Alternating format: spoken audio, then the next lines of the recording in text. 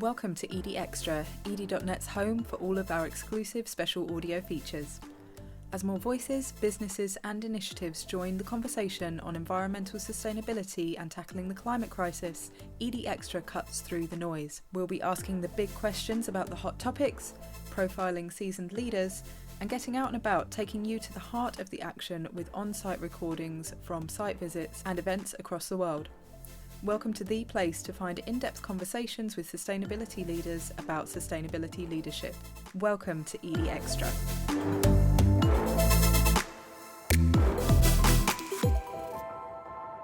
So hello and welcome back to ED Extra, the audio channel for sustainability professionals where we hear from sustainability professionals.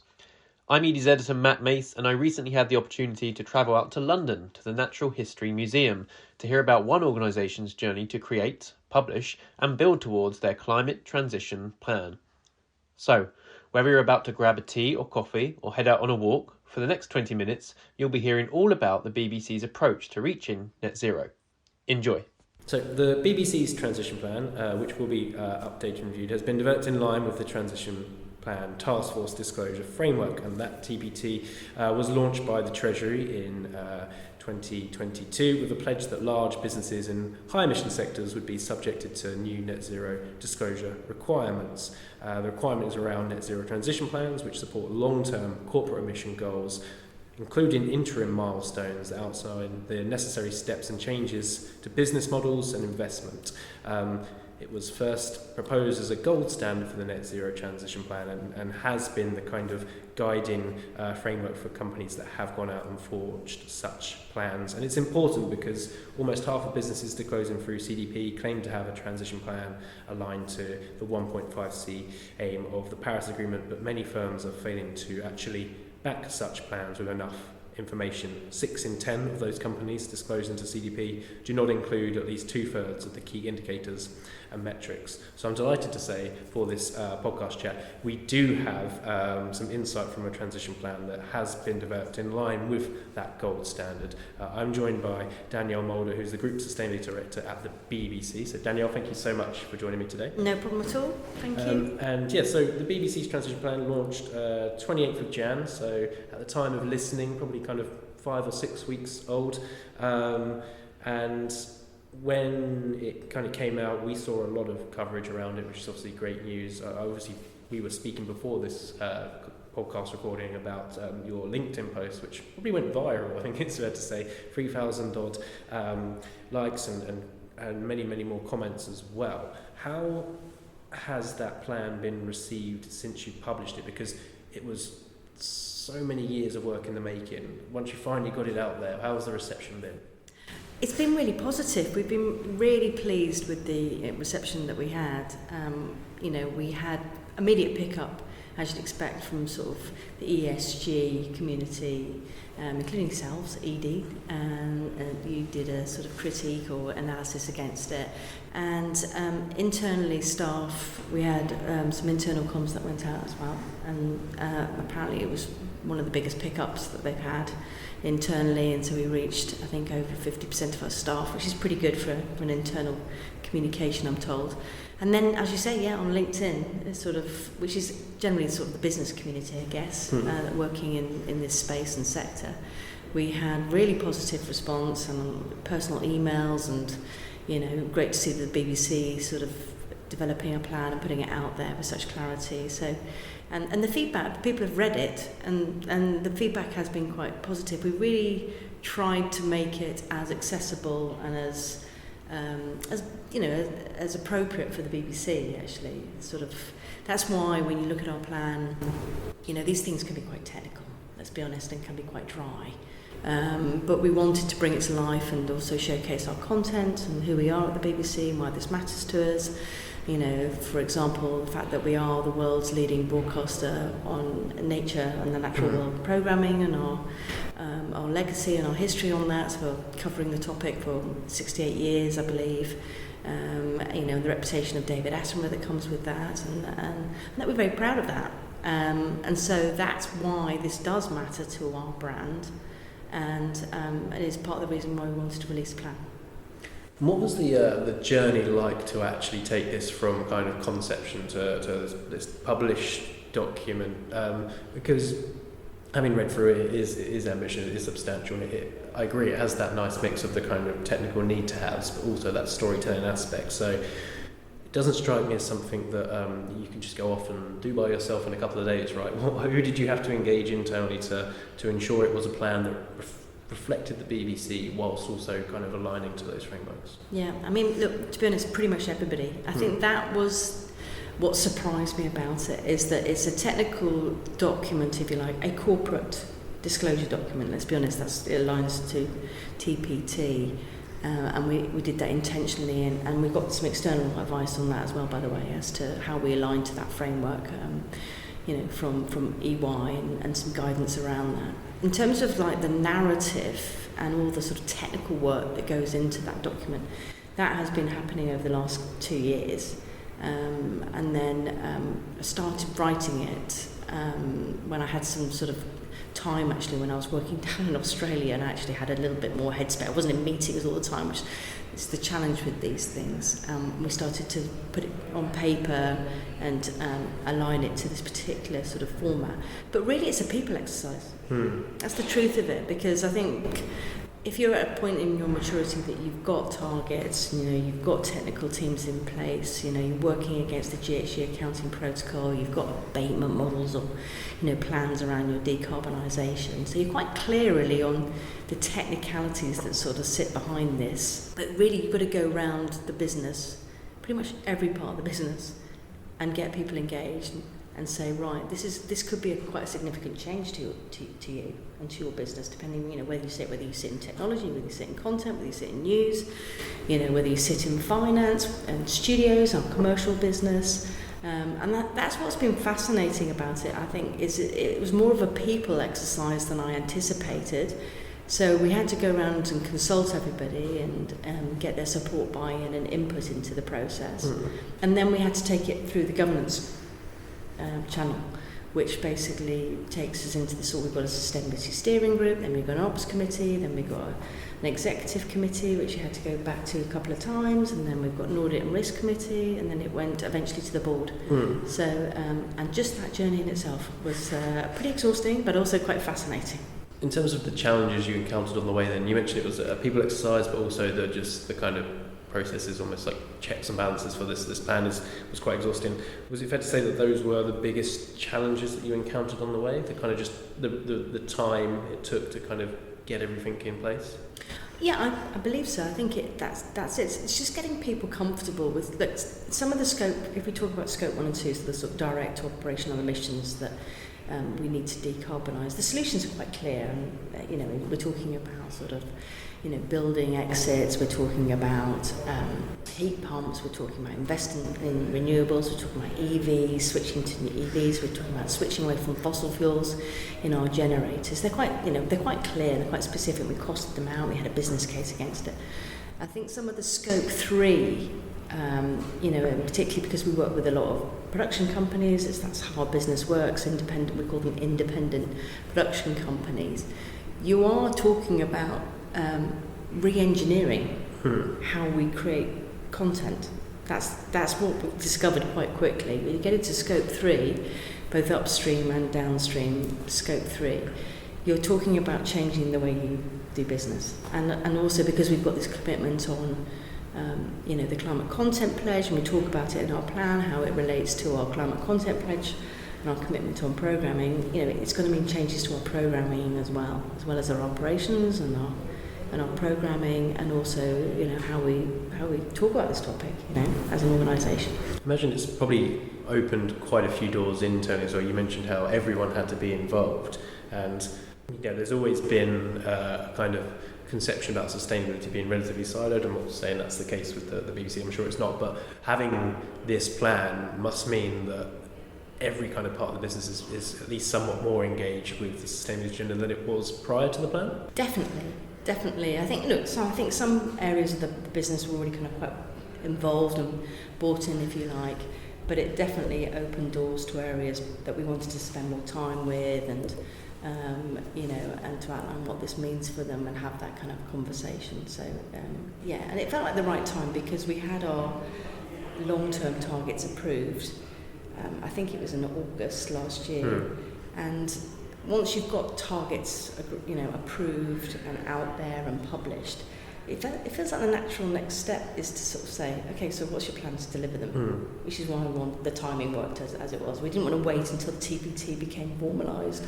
It was like, we keep talking about targets. It's not good enough just to keep talking about targets. We have to talk about how we're going to achieve and deliver those targets. And that's why I wanted to publish the plan. Oh yeah, I mean, I think half of the rhetoric that's come out about kind of greenwash or ESG kind of backlash has become because it's proliferated with targets but not actually plans and actions. So like, I mean, I can say I'm going to run a marathon, but if I don't go out there and figure out my training plan and then start running, right? So it's great to see that. But at the same time, did it ever feel kind of disconcerting or worrying that because you were one of the first movers in this space in terms of aligned to that TPT guidance, that it may have been easier just to wait and see how other organisations went about their kind of transition plan and what they included? It's got to be tougher to be one of the first movers because you have less, I suppose, reference points to go off of. Totally. I think there was a lot of conversation around that, particularly when we got to the board and to the executive. Why now? You know, how do we compare to our peers? And they always ask that question. So helpfully ITV had gone before us. So that was quite helpful. But we're in an interesting landscape in the media industry because the TPT, or the transition plan requirement, really only applies to the UK right now. And we're against, if you think about our competitors are in the US, they're US streamers. So in some ways we saw it as, okay, we're following ITV, they've gone earlier than us, that's good. We knew that Channel 4 is probably going to follow suit quite soon because they were slightly behind us on setting targets, but I'm sure they're going to be releasing a plan quite soon. And then actually maybe this is a good look compared to our streamers. You know what I mean? Not just to talk about targets, but to actually have it strengthens the BBC's position on this topic and to put our plan out there because we are scrutinised a lot more than our peers. So therefore, and we felt like we were in a good position to have this conversation, to be honest with you. And we put in a lot of the hard work, got a very strong technical team, we've got very well developed plans in place that we were able to articulate and put costs against. So we knew what we were dealing with. No, that's great to hear. And the plan now being in place, I think it's fair to say it's not just a one and done, like you've done it and now it can just sit there gathering dust, and I assume you'll kind of evaluate performance and progress against it and if needed kind of change it. But how does that work in time sync of actually going out and delivering against the plan and then also having the space to go, well, are we delivering against the plan and readjusting as external trends shape up? Because I know the transition plan mentioned a lot about those external factors that need to happen to enable some of those areas of decarbonisation to really shape up. No, I mean we've got to move quite quickly to deliver this. We can't stop delivering. In fact, that's we've been hosting these events to sort of engage your staff.